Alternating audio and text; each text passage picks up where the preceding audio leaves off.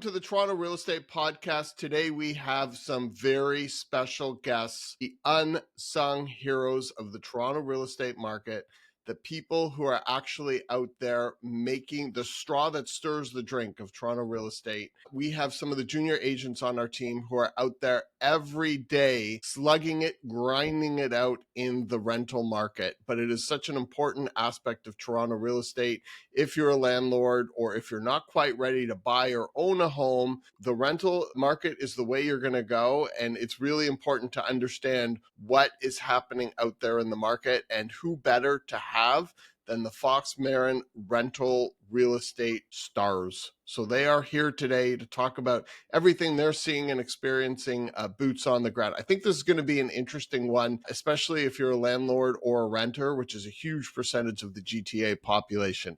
My name is Ralph Fox, and I'm the co-founder and broker of record of Fox Marin Associates. Today, we have joining us my lovely partner in crime, co-founder and broker Kori Marin. And we'll just go in no particular order. We have Sammy Marasco here to join us of Fox Marin. We have Sean Bridge, who is our leasing landlord specialist. We have Doris Simion and Grace Collins. Guys, it's so great to have you all here. Thanks very much, Ralph. Thanks, Ralph. Great to be here. Thanks for the invite. Okay, well, let's talk a little bit about the Toronto rental real estate market, which is a market onto itself. I'm just going to throw this out there, and whoever wants to answer this question first, just raise their hand. But what are you guys seeing right now in the rental market, just as a whole, high level? I can go. Okay, perfect. It's a good question. I think right now, as I'm speaking with tenants, I'm seeing a lot of tenants kind of coming out as rents are coming down across the city. I think a lot of people are trying to capitalize on locking in something similar to what they're currently renting at a lower rate, or upgrading what they're currently renting for the same price. So out with a lot of people that are already in the city, just looking for better options. And are they expecting deals? Like, do you see a disconnect between what tenant expectation is versus actual rents? And are you seeing an inclination with tenants looking to try and put in lowball offers, thinking that it's very much a tenant market? Lots. I feel like I have the same conversation almost every day with tenants wanting to lowball something that's been on the market for a day. So everyone is out there trying to get the best deal they possibly can right now, from my perspective. And Sean, working specifically more so with landlords, are you seeing a disconnect with agents and tenants in terms of what their expectations are with negotiability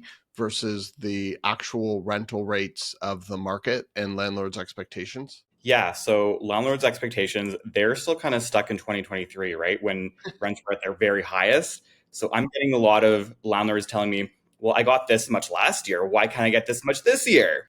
So completely different. I'm also getting a lot of my tenant clients wanting to negotiate as well, because they see prices coming down. So it makes sense. Everyone wants to get the very best deal. So it kind of seems like you have tenants living in the future market and landlords living in the past market, and you guys are sort of stuck in the middle trying to find a way to make it work for everyone. Big time. Is that fair? Absolutely. And Sammy, does that align with what you're seeing? Yes, for sure. Looking back, maybe telling someone, okay, let's look at the comparables. But if the comparables that leased were a year ago, that's not necessarily the same price point that we're seeing now. So it's a matter of testing the waters sometimes. You know, tenants sometimes seem to think, oh, maybe we'll offer $100 or $200 less. And I have to tell them, well, if it's on a $2,200 a month lease, we may be able to get $25 or $50, but there's no harm in trying. And if it doesn't work out, it doesn't work out. But yeah, it's definitely been interesting, that disconnect between tenants and landlords. Interesting. Cor, do you have any questions or commentary you'd like to add? I'd like to know,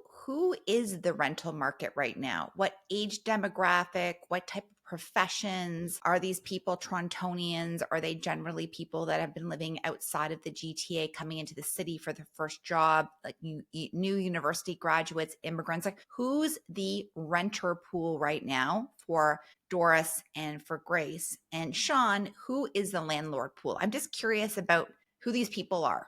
Tell me a little bit about them. Doris? I can answer that one. I would say it's really a mixed bag. A lot of the clients that I've been recently working with are moving to Toronto for new job opportunities. Okay. But then we also have that mix of clients that have different life events going on. I have a couple that's getting married, so they're moving in together, family looking for a bigger space as they're welcoming a baby. So it's mostly a mixed bag, but I haven't seen as many students reach out as I was expecting for this time of the year. Grace, anything to add to that? Yeah, do you know what? I've seen an over index in the last couple of weeks of people reaching out that have moved out of the city as rents got really high, and are now seeking to move back downtown. And I think with that cohort of people, the number one thing that they're all looking for is rent control and being able to lock in at something lower and know that they have the security to stay here long term and not get priced out in a year if, the rental market were to do a drastic change and prices go up a crazy amount. So two things there. First of all, I love the use of the term over index. Me too. But second of all, this is a really important point. Can you tell us a little bit more about the difference between rent control and non-rent control buildings? Like, what does that mean for a prospective tenant?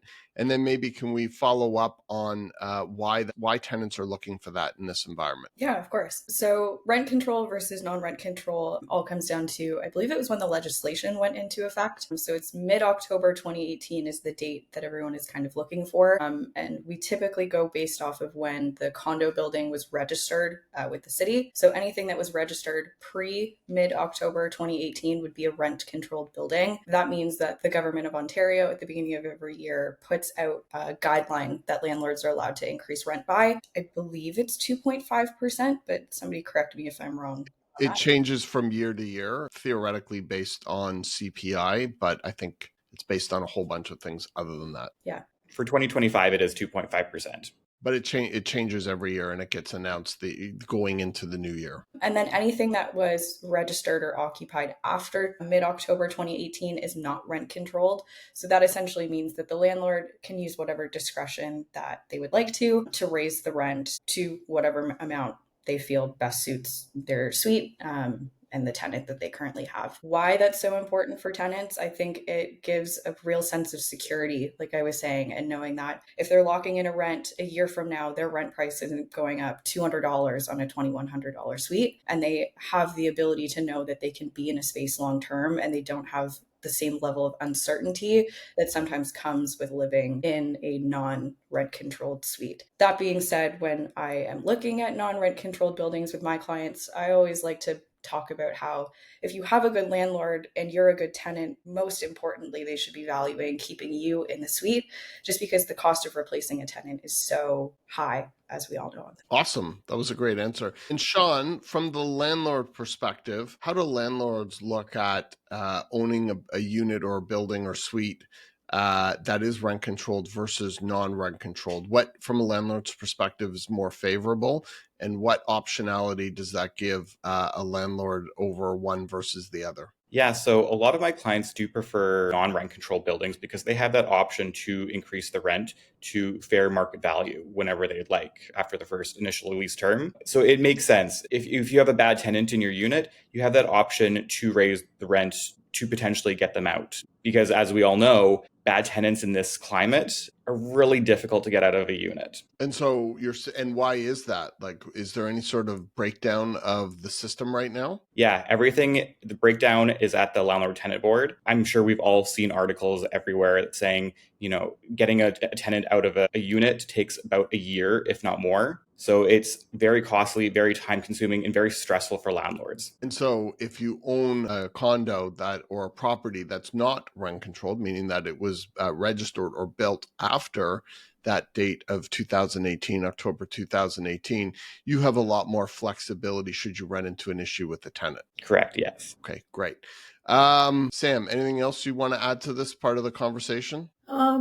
That's a good question. I was just talking to somebody yesterday who kind of asked me the same thing. They said, I really want a rent control building because I fear that when rents do eventually go up, that I will have that issue that they could increase the rent $100, $200, $300 a year, and then I have no control. There is some control, however. I do want to point that out, that if a tenant does think a landlord has brought their rent up too much, they're able to go to the landlord tenant board and appeal that. That would be a whole other podcast. But anyways, there are options. And I always tell my tenants, if the landlord's coming back to you at the 90-day mark, when they're supposed to give you that notice, if you think something's fishy or they're trying to pull the wool over their eyes, hopefully they're not, but reach out to, your previous agent or myself, and we can source it out. We can make sure they're following the rules of the Residential Tenancy Act and make sure you're protected. Okay, well, I think there's an interesting word you said there in your answer, fishy. So speaking of fishy, let's talk about one of the things that the rental market is rife with,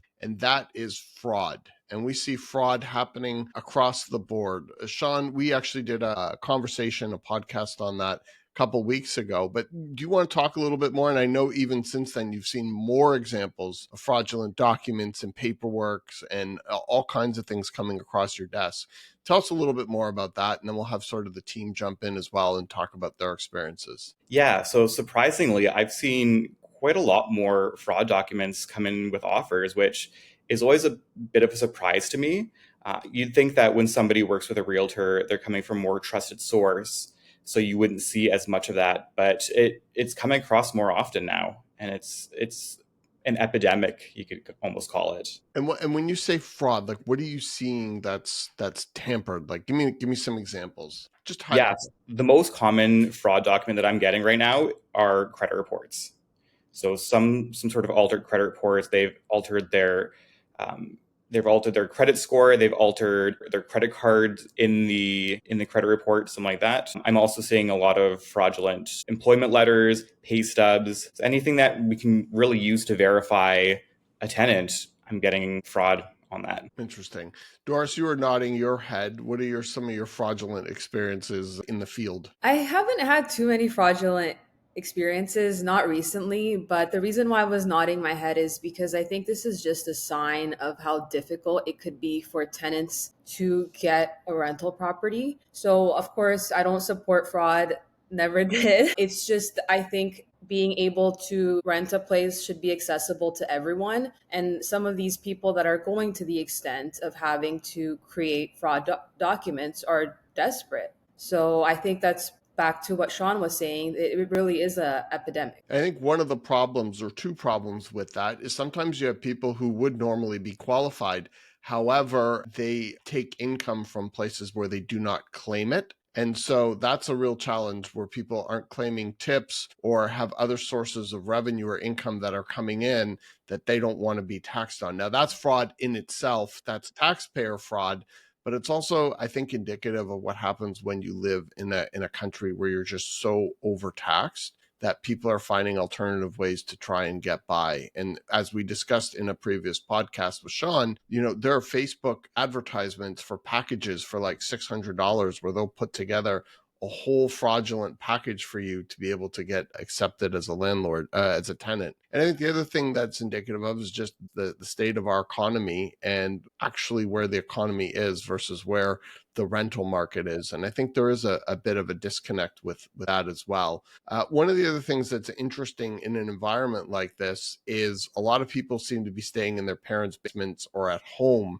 Are you seeing more people moving home, or are you seeing people moving out of their parents' basements and back into condos as we're seeing a bit of lower compression on pricing? Grace, I'm going to pass this one to you. Yeah. Like I said earlier, I'm seeing more people kind of coming out of parents' basements. I think over the last couple of years, people likely went back as rent prices got really high in the city. Mm-hmm. But as the media keeps telling everyone that rent prices are coming down, I think people are trying to capitalize on that. I'm also finding that those people that have been living in parents' basements or back with family or whatever it might be have been tracking rent very, very closely and looking at realtor.ca and coming to me with stats and being like, I noticed that we're down from this month, and getting really excited and wanting to jump on things as quickly as they can so that they can, get into a space with a bit more independence. One of the things that I touched upon in my intro is you guys being the unsung heroes of the Toronto real estate market. And part of the reason why I say that is that when you're starting out in real estate, rentals is really how you sort of cut your chops and you really understand the market, the deal flow, building a database, working with clients. And I think one of the more challenging aspects to being on the rental side of things as you start out, but long-term it serves you well as an agent, is the excessive amount of paperwork involved. And it's one of the things that's so shocking when you talk to people who don't really understand how the rental market works versus the resale market, is you will see 10 times the amount of paperwork for a $3,000 rental as you will for an offer on a $10 million home. So do you guys want to talk a little bit about all of the steps and checks and balances that are involved with submitting an offer and or representing a tenant? Because I look at some of these there's some of these things are like 60 pages or something. It's just unbelievable. Sean, what do you want to, because I know you are the master of paperwork. Tell me about that, because it seems so excessive now. Yeah, so for just an offer document with all the included schedules, we're looking between 9 and 15 pages of an offer. And it's a lot of stuff to do. And you're right, when you're submitting an offer in a home, it's 3 or 4 pages max. So there's a lot more to go through. There's a lot more to do. There's a lot more to accept. Well, you also have the Ontario lease, which just makes it a big cluster F, because how many pages is the Ontario lease to add on top? Off the top of my head, it's something like 20 pages. Yeah, exactly. So, and then you've got all the supporting documentation of the tenant. You've got their Equifax score, you've got their references, you've got their letter of employment. Like a whole entire package with an offer can be really, really, really overwhelming. And there's lots of opportunities for mistakes. Cora, I think you were going to add something. I was also going to add in that you also have to deal with the deposit, and then you also have to deal with the preview walkthrough key exchange. Oh, yes. And then you also have to deal with how you're going to be managing monthly payments. Are they doing e-transfers? Are they doing old school checks? Like, how is the landlord going to accept this? Like, it's an insane amount of paperwork. And anyone who thinks being a rental agent is easy, you guys are totally misled. It is so much work and so much hustle. And sometimes renters are even more pickier than buyers. And sometimes you will show a renter 20 places before they make a decision about where they want to rent. And then when they even make the decision about where they want to rent, finally, they might not be accepted as a tenant because that particular condo or loft has 4 other tenant applications on it. So it's a grind. I remember it very, very well. I think I still have PTSD from my rental days. So when we talk about it, I'm like, wow, I really respect what you do. And I do think it's an incredible way to learn the city, learn the buildings, get in and out of lock boxes and underground parking lots, and deal with different clients and demographics and parents and all of those things. I think it's amazing. I do give you so much credit for all the volume that you guys take on. It's a lot of work. I think what are we at? Like 60 leases plus, something like that, plus or minus year to date. And it's now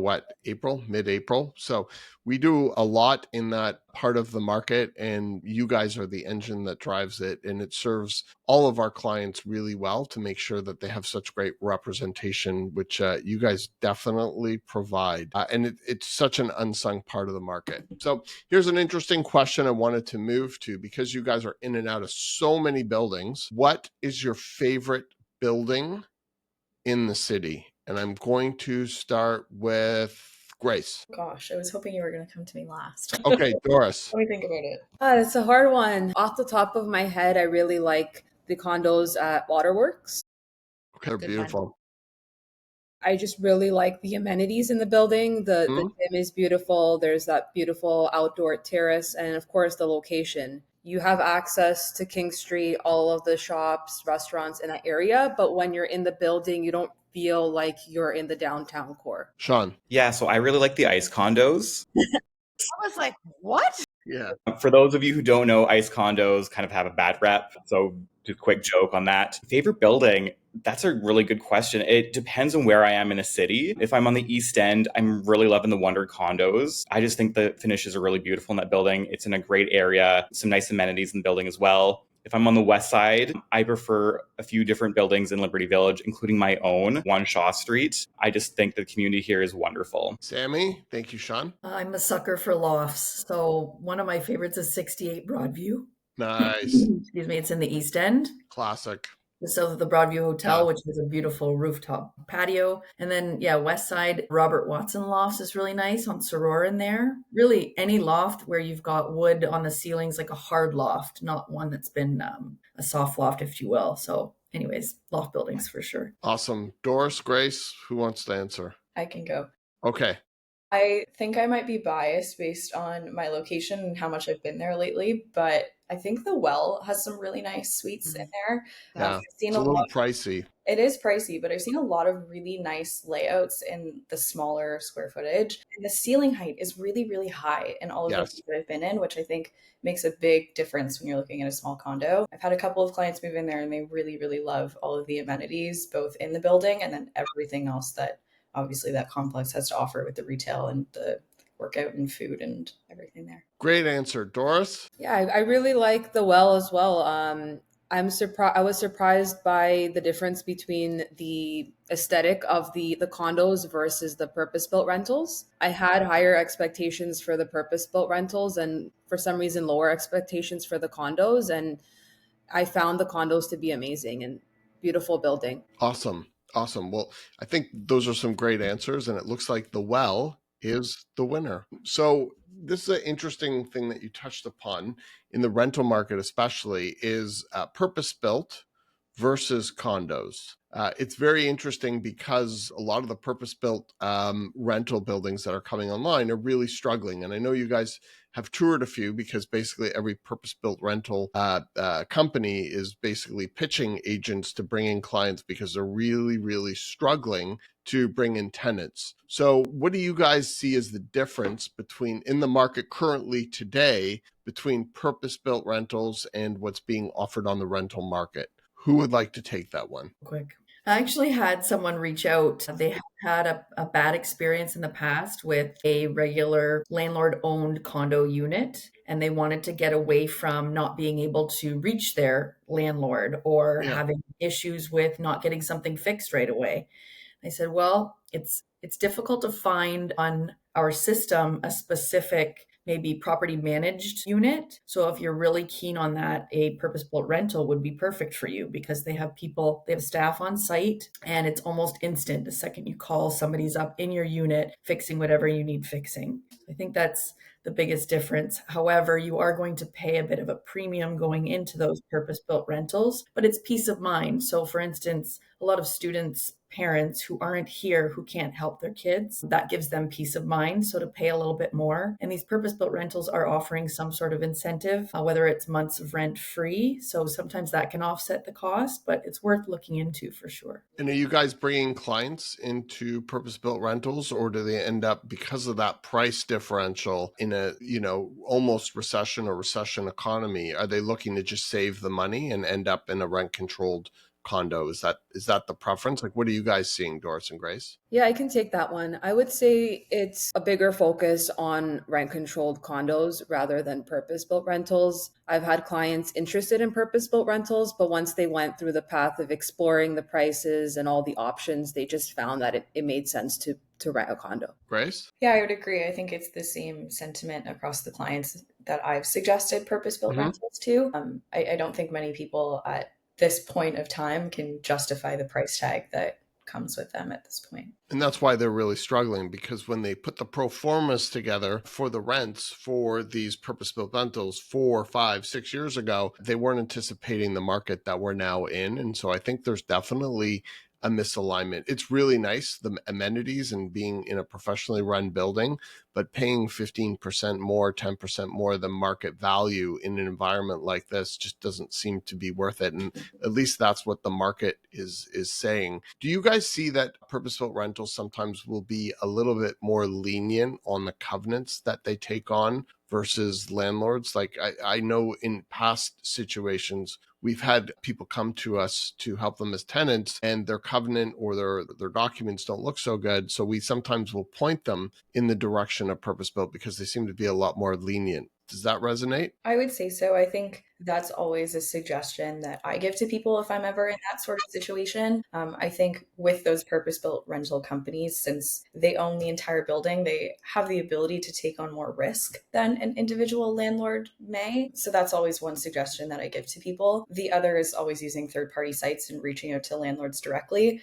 I always say that the human element is put back into it when you're speaking to the landlord, and you're able to like pull on the heartstrings a little bit and explain your situation, and not have me explain your situation on, your behalf and then trust that the listing agent is going to portray that in the exact same way to their client. So those are the two options that I typically give to people when I have those conversations. One of the things that I find really interesting, and I always talk about when there's newer agents either looking to join our team or get in the business, is the disconnect between what they're taught to become an agent through the Humber classes and the experience of what you're learning versus actually what you experience in your first year in the business. It's very, very different. And you come out of the I guess it's a diploma now, but you come out of the certification process thinking you know a lot.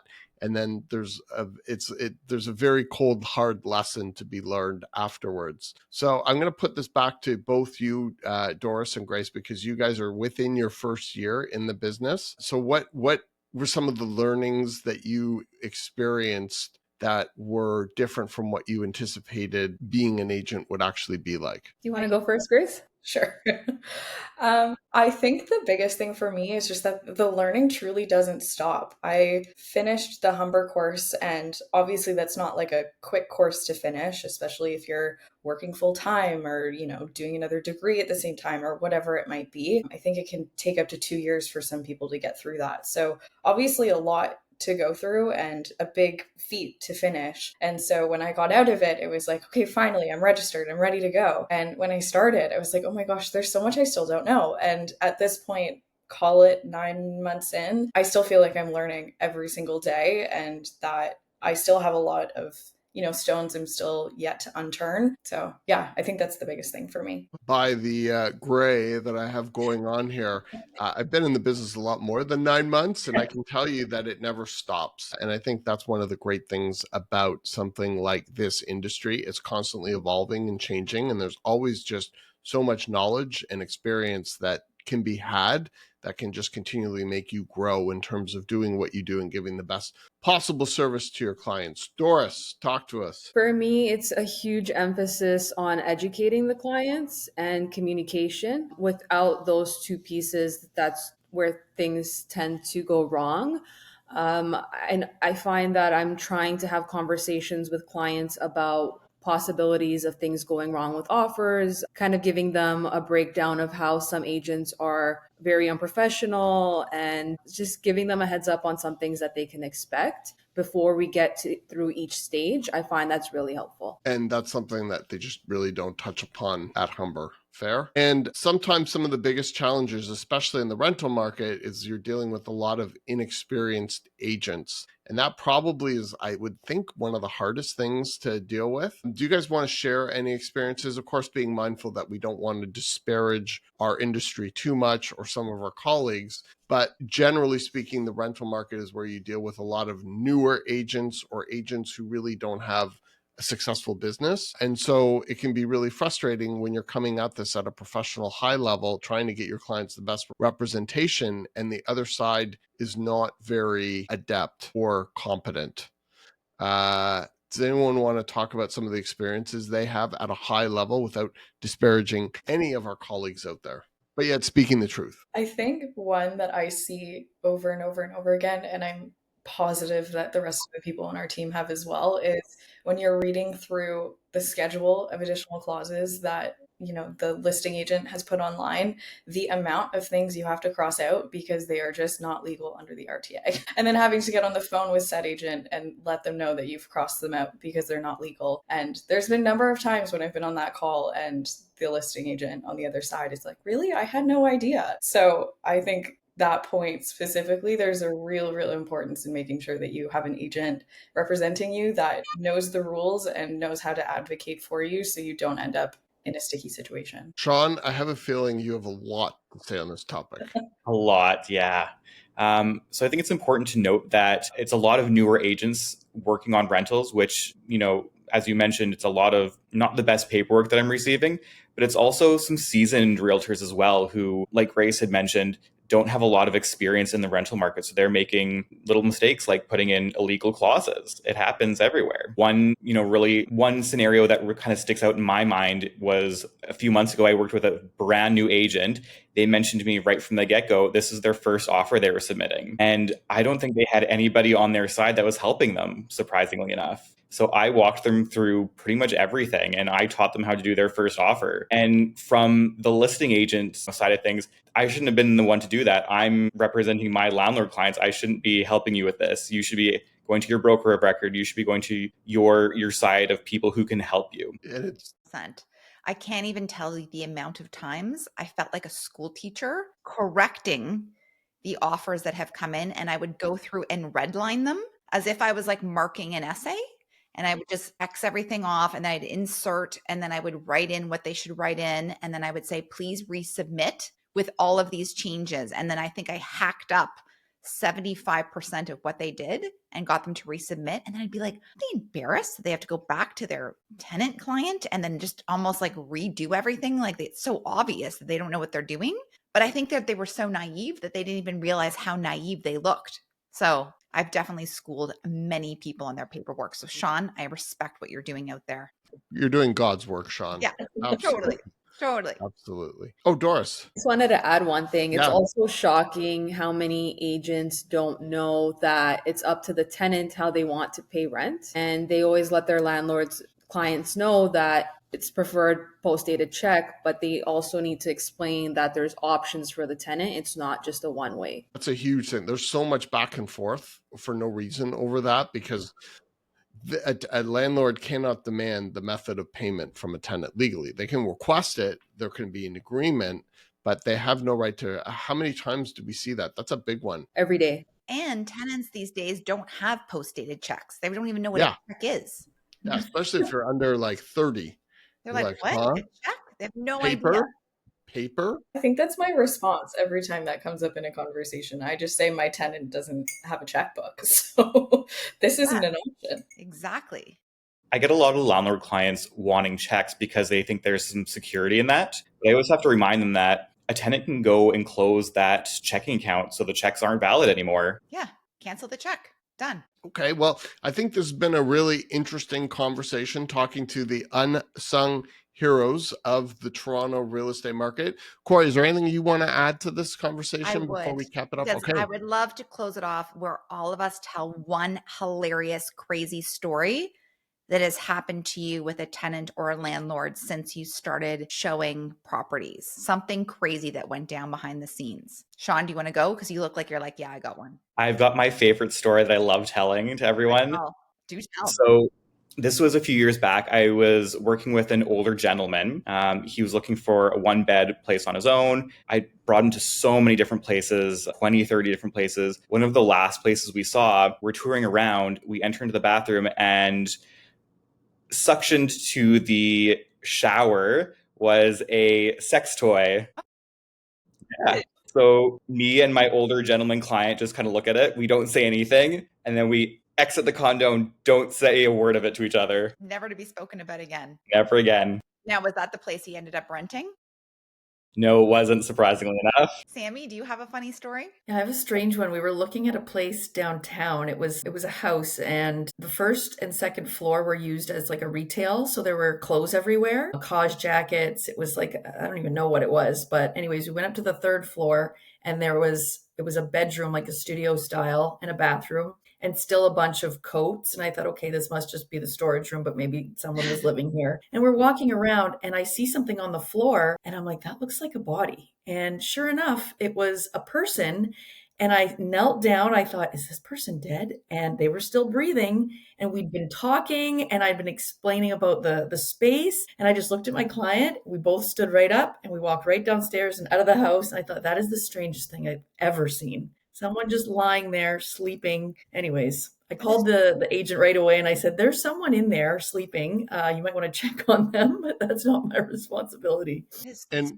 And for our audience, Sam was a emergency ICU nurse. So when she says the person was alive, I think she is qualified to add that perspective. Well, my next thing was going to be to check their pulse, but they had a jacket over their head. I thought, this is just strange. I need to get out of here. Yeah. Grace, crazy story. Yeah. I was out on showings one day with a client. We walked into a one-bedroom condo unit, and there were about 6 little kittens running around the condo. So Naturally, as we were, walking through, we were getting some love from all the kittens and quite enjoying it. So we were probably out in the main living space in the condo for about 10 minutes, looking at the condo, playing with the kittens. And I go and I open the bedroom door, and the tenant was fast asleep. He didn't hear us out in the main space playing with all the cats and looking at his condo. We're like, okay, I guess it's time to go. Yes, sleeping tenants seems to be a common thing that happens quite a bit. Like the tenant is in the property when you go to show it, and then they're doing some very interesting things while you're there, including sleeping. I've seen people taking showers, Yes. cooking, watching TV, like in their pajamas, half naked in their underwear, like just hanging out, like not caring that you're walking through their place that they're living in as a tenant and not giving a crap that you're there with other clients. It's the most bizarre experience. I really wish we could wear GoPros and like walk around and show people what some of these experiences are like. Doris, I'm sure you have a great story to talk I can tell one. Yeah, I don't know if it's as good as what everybody else said, but I have a creepy story. So this was one of the first leases that I ever did, and it was time for my client to pick up his keys. So we meet at the building, and he was an older guy, maybe early 50s. I didn't know him very well. We worked together only for a week, and then we ended up moving forward with the lease. So I meet him, we walk through the place, everything's good. And then he asked me if we can go ahead and see where the storage locker is.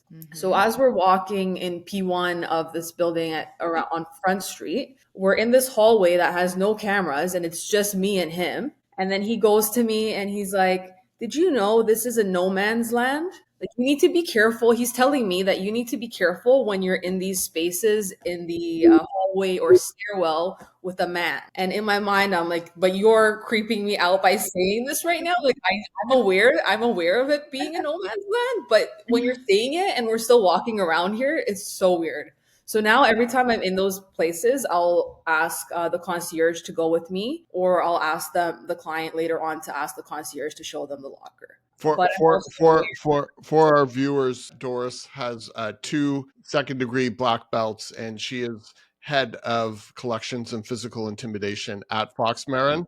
So I think you would be probably best apt of anyone to handle yourself in such a situation. But it's always good to be street smart and to be very aware of your environment, especially in a business like ours where we find ourselves in very odd places with odd people at odd times. Yes, very much so. And I have one last rapid fire question. I'm going to put you all on the spot. So get your thinking caps on, because I think after you see this many buildings and do this many rentals and you've been around the city this much, do you have a building with your favorite concierge where you're like, the concierge is at this building rock? Because we know that many of them do not. And some of them are rude, mean, always on patrol, it seems like, eating their lunch, just challenging attitude problems, all of those things. So a favorite, to end things on a high note, favorite concierges. Sammy, I'll start with you. There was a gentleman, and I don't remember his name, but at 8 Cumberland. I was there last year, roughly like 15 times. And every time I walked in, he was so friendly and just whatever I needed, whatever I wanted, he was great. 8 Cumberland. Props. Love it. Sean? Had been doing a bunch of rentals in Galleria in the Park. So 1285 DuPont, 10 Graphophone Grove. And the concierges there were actually splendid to work with. I loved going there. They knew their stuff. They gave me the right forms. Everything was just great over there. Amazing. I love these shout outs. Doris, a positive shout out? I've had a positive experience with the folks at Galleria as well. Another building that comes to mind would be 500 DuPont. It's a brand new building. Now it's probably about 2 years old, but I was there at least 20 times last year and became friends with the concierge. So shout out to 500 DuPont. Love it. Grace? Mine is 50 Charles Street East. A little random, but I've become on a first name basis with the concierge there. As soon as I walk through the door, he's got everything out for me, ready to go. It's great. Oh my gosh, I love these shout outs. I'm going to do my own shout outs too. I'm going to add in a 478 King Street West, the daytime concierge from 9 to 5. You are a rock star. Honestly, you're the best in the city. 5 stars. And then I'm also going to shout out, I haven't been to the building for a while, but some of my favorite concierges and it's a team is at One Bedford. Yeah. And they always welcome you with open Yeah. arms. And I just feel like they take such great care of their residents and are just so respectful and lovely to agents. So that's my second shout out. Ralph, would you like to add? Well, you one? stole mine. One Bedford's amazing. There's like a team of them. There's 2, sometimes 3 No, sitting there. And it's just, you feel like you're in New York, like in a know. luxury building. It's just, they know all the tenants' names. You stand there and they know everyone's, it's just an amazing experience. And I think that is the standard for all concierges in the world. Yep. In the world. Well, Yeah. that's what I want. Talk about a shout out. So there you have it. Guys, thank you so much for sharing some of your experiences and wealth of knowledge, being the untold heroes of the Toronto real estate market. I really enjoyed this conversation and I hope our viewers did as well. One of the things I forgot to mention at the start of this conversation is be sure to hit that like or subscribe button. If you have any comments, we'd love to hear from you below, and we'll do our best to answer any questions that you may have. So Doris, Grace, Sean, Sammy, Kori, thank you guys for joining us and being here today and giving up some of your time to share some of your experiences. And we look forward to having you on again. Thank you everybody for being here, and thanks so much for tuning in.